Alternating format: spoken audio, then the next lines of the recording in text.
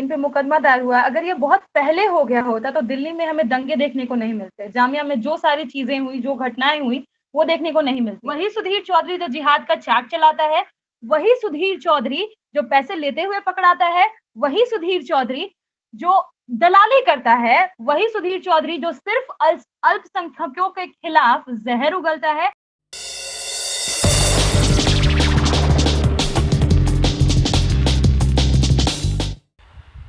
प्रियंका जी, सुधीर चौधरी जो कि जी न्यूज़ के एडिटर इन चीफ है, उनके खिलाफ केरल में एक एफआईआर दर्ज की गई है।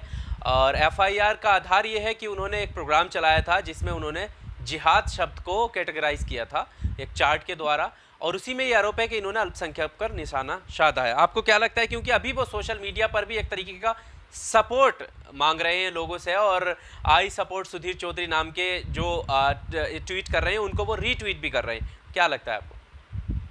देखिए, ये जो अभी हुआ है, इन पे मुकदमा दायर हुआ है। अगर ये बहुत पहले हो गया होता तो दिल्ली में हमें दंगे देखने को नहीं मिलते। जामिया में जो सारी चीजें हुई, जो घटनाएं हुई, वो देखने को नहीं मिलती। अभी जिस लोकतंत्र का आप मजाक उड़ा के, जिस संविधान का आप पूरी तरह से उसके साथ क्या कहें, उसका कत्ल करके, आप आज उसी संविधान की दुहाई देके, उसी लोकतंत्र की दुहाई देके आप ये कह रहे हैं कि सुधीर चौधरी के साथ खड़े हो जाओ।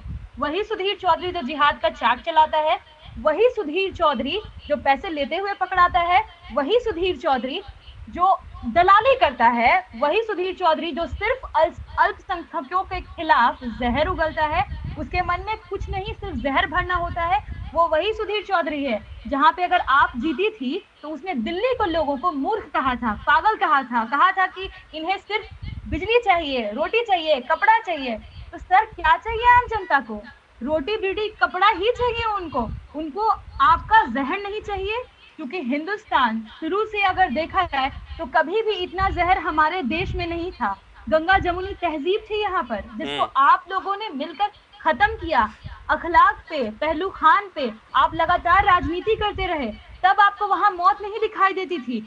आप संतों की हत्या पर भी आपने राजनीति की, वहां भी आपने अपना दोगलापन, दोहरा चरित्र दिखाया है।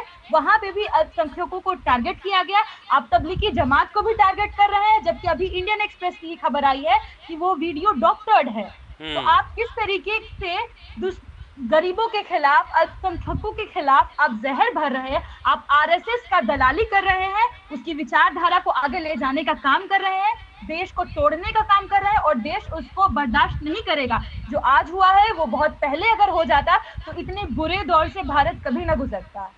प्रियंका, क्या आपको ये लगता है कि जितने दिल्ली में हिंसा हुई है या ये जो हत्याएं हुई हैं, उसका मुख्य कारण जो है वो इस देश का मीडिया है, यानी सुधीर चौधरी जैसे पत्रकार हैं? बिल्कुल, वो मीडिया का जहर ही है। ये मीडिया के लोग ही हैं जो लोगों के मन में मुस्लिमों के खिलाफ जहर भर दे रहे हैं। आज आप छोटे से छोटे दुकान पे भी भगवा झंडा देख लेते हैं। लोगों को क्या पता था? ये अभी चला रहे हैं ट्रेंड, कितने सुदर्शन न्यूज के पत्रकार ये लोग क्या कर रहे हैं कि आप मुस्लिमों से सामान मत खरीदिए, आप इनसे ये मत खरीदिए, उनसे दूर रहिए। क्यों भाई? वो इंसान नहीं है, वो इस देश के बाशिंदे नहीं है, वो इस देश के लोग नहीं है। आपके कहने से यहाँ की भारतीय संस्कृति टूट नहीं जाएगी, हिंदुत्व का एजेंडा नहीं चलेगा। क्योंकि हिंदू धर्म जिसकी आप दुहाई देते हैं, वो हिंदू धर्म कभी नहीं सिखाता कि आप आपस में बैर रखें। वो सिखाता है कि एकजुट रहे, सभी धर्म बराबर हैं। लेकिन आप हिंदू धर्म के लिए नहीं हैं, आप हिंदुत्व का एजेंडा चलाते हैं, आप ब्राह्मणवादी एजेंडा चलाते हैं, आप मनुवादी एजेंडा चलाते हैं। इसलिए मीडिया अभी बनी हुई है। अंजना ओम कश्यप जी का भी नाम, वो खुद अपना नाम अंजना ओम मोदी बोलती हैं, क्योंकि अंदर से उनकी जुबान यही निकल रही है, क्योंकि मन में भी वही है। सब क्या क्या उनसे पूछते हैं, मोदी जी आप दिन रात इतना काम कैसे कर लेते हैं? यही सवाल इसके जगह अगर पूछ लिया गया होता कि मोदी जी श्रमिक मर क्यों रहे हैं, मोदी जी अल्पसंख्यकों के साथ ये क्यों हो रहा है, तो आज देश की इतनी दुर्दशा नहीं होती। ये मीडिया जिम्मेदार है हर कुछ के लिए। जहां भी मुस्लिमों का खून बहाया गया, जहां हिंदुओं का भी खून बहा, जहां मुस्लिम और हिंदू का किया जा रहा है, तो इस देश में इंसान बचते हैं। लेकिन आपने इंसान सिर्फ अपनी दोगली राजनीति के लिए, घटिया राजनीति के लिए अपने इंसान को बांट दिया है, धर्म के नाम पे, जात के नाम पे। और सारे के सारे मीडिया में कौन लोग बैठे हुए हैं, कौन सा पर्टिकुलर तबका है? ये कथित अपर कास्ट के लोग ही वहां डोमिनेट करते हैं। तो हमारी बातें दिखाएंगे कैसे, हमारे लिए बोलेंगे कैसे ये?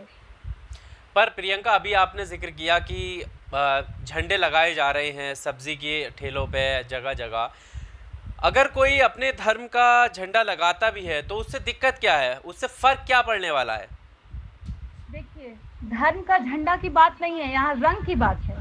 जो रंग ये यूज कर रहे हैं, हम किसी भी देश का ना भगवाकरण होने दे सकते हैं, ना वहां पे एक रंग राज करेगा। बहुरंगी भारत है, यहाँ की संस्कृति बहुरंगी है, यहाँ के लोग बहुरंगी हैं, और उसी संस्कृति को बचाने के लिए हमारी लड़ाई है।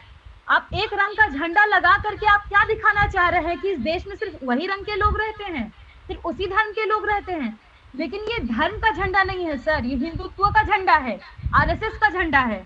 और इसकी सोच को, आरएसएस के सोच को, वो टू नेशन थ्योरी को इस देश में हम लागू होने नहीं देंगे। इसके लिए युवा, इसके लिए हम पिछड़े, अति पिछड़े, दलित, अल्पसंख्यक, बहुजन, हम लड़ते रहे थे और लड़ते रहेंगे जब तक हमारी जीत नहीं हो जाती।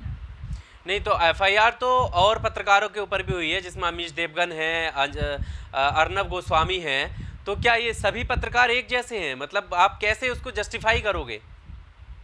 जब भी आप इनके मुंह से निकले हुए शब्दों पे गौर फरमाइएगा तो आपको साफ साफ पता चल जाएगा कि सब एक थाली के चट्टे बट्टे हैं, इनमें कोई डिफरेंस नहीं है, क्योंकि सबका एजेंडा एक है, मोदी जी का राज लाना, मोदी मोदी करना, अमित शाह करना, बीजेपी करना, विपक्ष से सिर्फ सवाल दागना, जो सवाल होने चाहिए सरकार पे।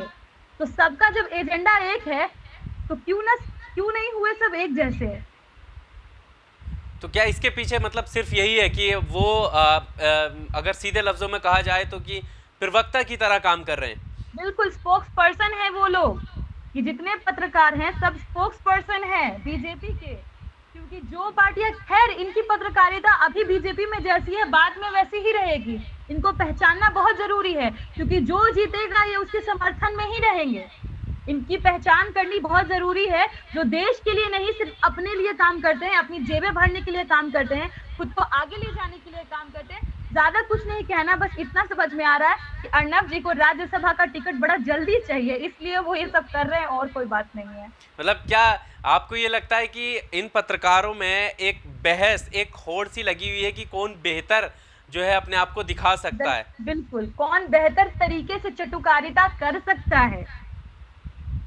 अच्छा, ये मुझे ऐसा लगता है क्योंकि कई लोगों के ये सवाल आते हैं कि जब भी कुछ होता है, जैसे अभी उन्होंने कहा कि अभिव्यक्ति की आज़ादी ख़त्म हो रही है, और अगर आखिर फ्रीडम ऑफ एक्सप्रेशन का फिर कहाँ रह जाएगा अगर कोई पत्रकार अपनी बात ही नहीं रख पाएगा। और ख़ासकर इसमें सवाल ये उठता है कि जेएनयू के छात्रों को बहुत दिक्कत होती है जब भी कोई सच बोलता है।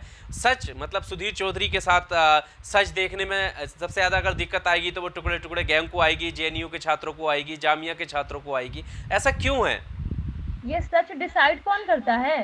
ये सच आपका सच है, जो आप देश को बरगलाने की, भटकाने की कोशिश कर रहे हैं, ये आपका सच है। और जेएनयू के छात्र हो या वो भी छात्र जो एक्टिविस्ट हो, जो सोशल वर्कर हो, वो लगातार आपके खिलाफ क्यों बोलते आए हैं? क्योंकि वो जानते हैं कि आपकी रणनीति क्या है, आप इस देश को क्या से क्या बनाने की कोशिश कर रहे हैं, और आप कई हद तक उसमें सफल भी हुए हैं, दंगे करवा करके, दंगे भड़का करके, और हम ही को पकड़ के हम ही को जेल में डालते।